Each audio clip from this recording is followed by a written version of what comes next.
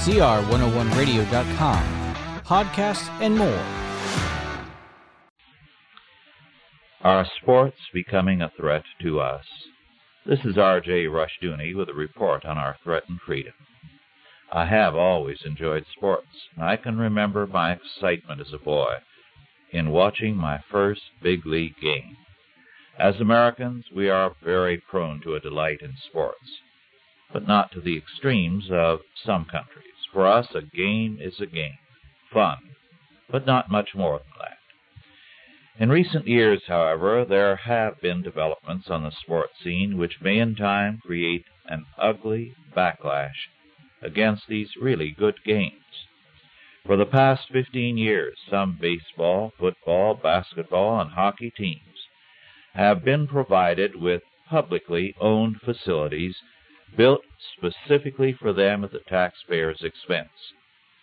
Of the 80 stadiums and arenas housing the nearly 100 big league teams, according to Inquiry magazine, about two-thirds have been built at the taxpayer's expense. These stadiums and arenas are not only a tremendous expense to the taxpayer, but are often scandal-tainted in their construction. Their costs are astronomical. Some are badly located and poorly constructed, and the main beneficiaries are the owners of the sports teams. These owners are already extremely wealthy, but we pay for their benefit a considerable amount of taxes. If sports are entitled to public housing at the taxpayer's expense, why not other activities? Why not provide free barbershops for all barbers, plush facilities for a modest rental fee? After all, virtually all males use barbershops, so that they serve more people than do the big league sports. About 50 to 60% of all Americans go to church. Should we build churches with tax funds? Restaurants provide a very much needed public service, and their costs are high, and their life expectancy not too good. Should we subsidize restaurant construction and maintenance? Of course, the big league teams pay a rent for the use of the stadiums and arenas.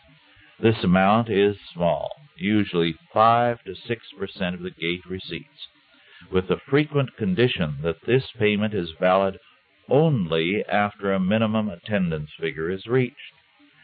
Are you paying only 5 to 6% of your income for house rent or house payments?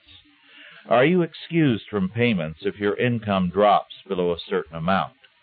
Why then do we have to pay to provide housing for big league sports? I like sports, but not on my tax bill. In brief, the kinds of things our taxes now subsidize are not only ridiculous but dangerous to our freedom.